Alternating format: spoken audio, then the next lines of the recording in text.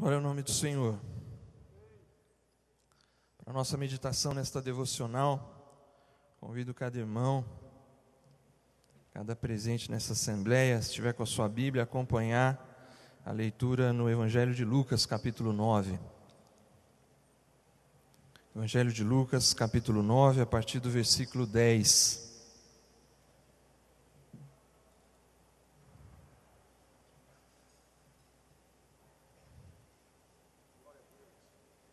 Nós vamos meditar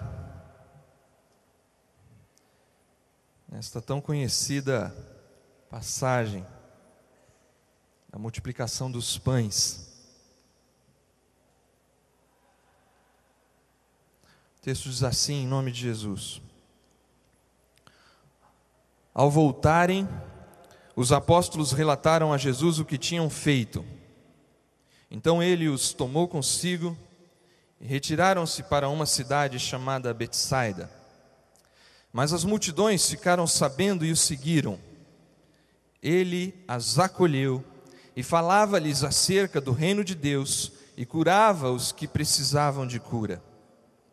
Ao fim da tarde, os 12 aproximaram-se dele, de Jesus, e disseram: Manda embora a multidão, para que eles possam ir aos campos vizinhos e aos povoados e encontrem comida e pousada, porque aqui estamos em lugar deserto. Ele, porém, respondeu: Deem-lhe vocês algo para comer. Eles disseram: Temos apenas 5 pães e 2 peixes, a menos que compremos alimento para toda esta multidão. E estavam ali cerca de 5.000 homens. Mas ele disse aos seus discípulos: Façam-nos sentar-se em grupos de 50. Os discípulos assim fizeram e todos se assentaram. Tomando os 5 pães e os 2 peixes e olhando para o céu, deu graças e os partiu. Em seguida entregou-os aos discípulos para que servissem ao povo. Todos comeram e ficaram satisfeitos, e os discípulos recolheram 12 cestos cheios de pedaços que sobraram. Feche seus olhos. Senhor Deus e Pai,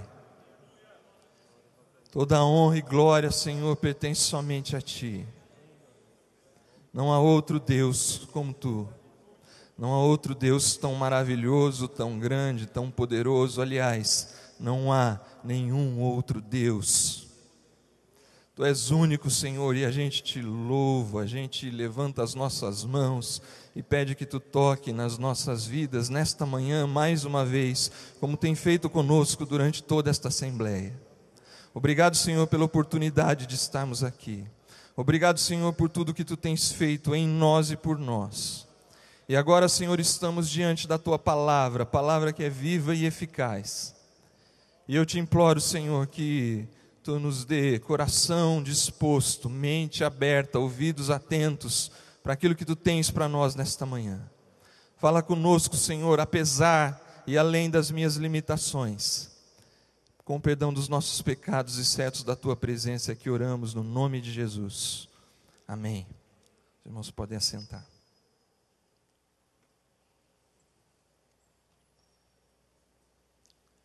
Os evangelhos, eles relatam nas histórias de cada um dos evangelistas, 35 milagres de Jesus.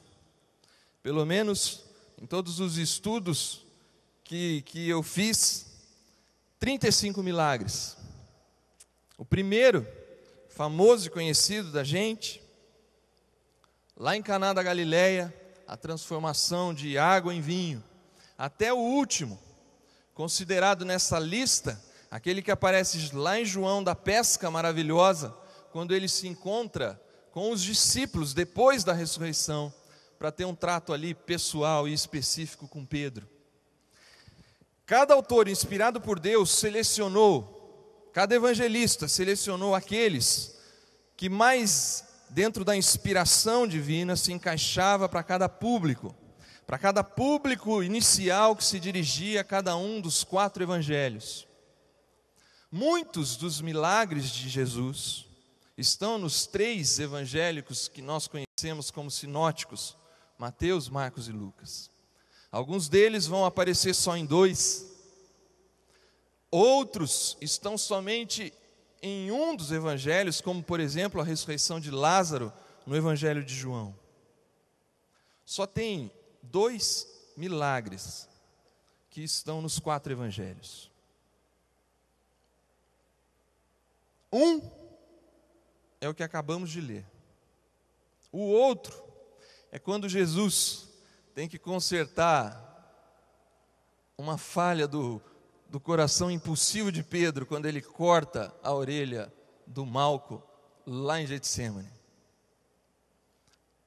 Somente esses 2, deixando a orelha do Malco para uma outra oportunidade. Eu gostaria que a gente se concentrasse nesse aqui, da multiplicação dos pães.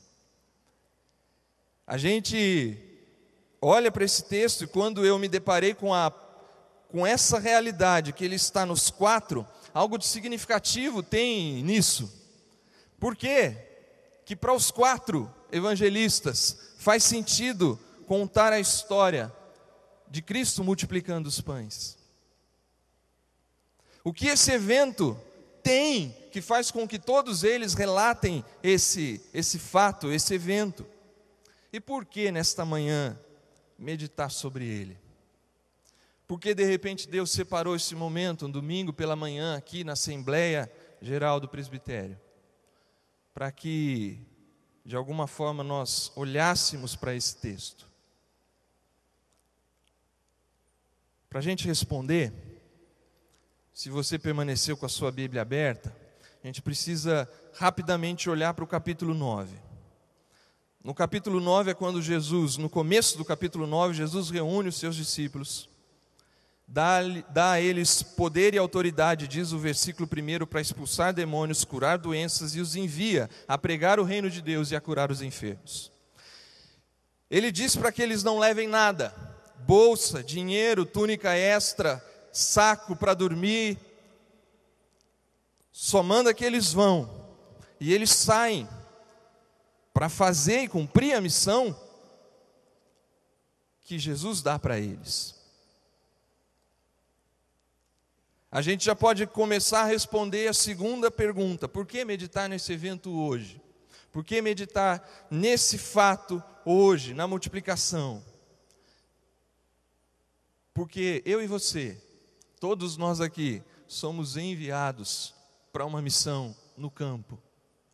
Pastores, presbíteros, diáconos, líderes locais, líderes regionais, líderes departamentais, federais, missionários no Brasil e fora dele, assalariados e voluntários, ninguém escapa, todos temos uma missão, todos fomos comissionados por Deus, todos temos um chamado de enfrentar o reino das trevas, de pregar contra o reino das trevas, de anunciar o reino de Deus, de trazer cura para a alma, para o coração e para a vida das pessoas. Eu e você recebemos esse chamado em algum momento, e os 12 recebem esse chamado para ir, e eles vão. Acima de tudo, recebemos o chamado para anunciar o reino de Deus, os seus valores, a sua ética, as suas verdades, e fundamentalmente proclamar o Senhor dos senhores, Rei dos reis, Jesus Cristo. 2 coisas Jesus dá para eles: poder e autoridade, e pede desprendimento. Vocês terão poder e autoridade para expulsar demônios, curar doenças e pregar o reino de Deus, mas vão com desprendimento, não levem nada. Levem a fé que vai adiante, a fé que vai atrás, a fé que vai por cima, a fé que vai ao lado. Talvez é por isso que essa missão que nós recebemos, ela é uma missão tão difícil, porque por muitas vezes não nos resta nada no nosso ministério, a não ser a fé e a confiança que Deus está conosco, mesmo no silêncio, a certeza de que Ele está conosco, mas foi assim desde o princípio. Não levem nada pelo caminho, nem bordão, nem saco de viagem, nem pão, nem dinheiro, nem túnica extra. Essas coisas são importantes, não deixam de ser, de ter o seu valor e a importância para nós e para a nossa família. mas Jesus trata de colocá-las no seu devido lugar e reforçar e ensinar cada vez mais para esses discípulos o que provavelmente nesse ponto do Evangelho de Lucas já aconteceu, como aconteceu em Mateus. Buscai primeiro o reino de Deus e toda a sua justiça, e as demais coisas vos serão acrescentadas.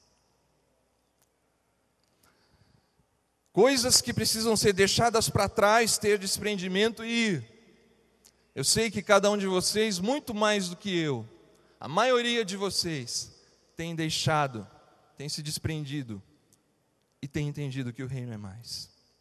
Só que o que acontece na passagem dessa história para eles irem para o ponto da multiplicação, parece que Herodes ouve da movimentação, da fama desses discípulos, do próprio Cristo e tudo o que está acontecendo, e os discípulos voltam no versículo 10, como lemos, e eles começam a relatar os seus feitos. Eles começam a contar o que tinham feito, os demônios que expulsaram, as curas que fizeram, as pregações que fizeram, como eles foram usados, como aquela coisa de poder e autoridade que Deus tinha dado para eles fez diferença no ministério deles. E aí Jesus, na sua sabedoria, o mestre dos mestres, Senhor dos senhores, ele na sua soberania eterna, esse momento de alguma forma já estava preparado, mas eu acho que na sua conversa com o Pai, quando esses discípulos chegam, ele vira para o Pai e deve dizer mais ou menos assim: chegou a hora de levá-los para Betsaida.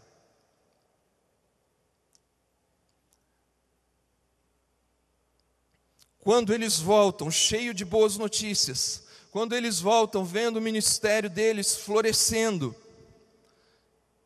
Jesus identifica, a partir da palavra aqui, a gente pode entender que ele identifica um desvio. E esse desvio de foco é o que ele quer tratar com os seus 12 discípulos em Betsaida.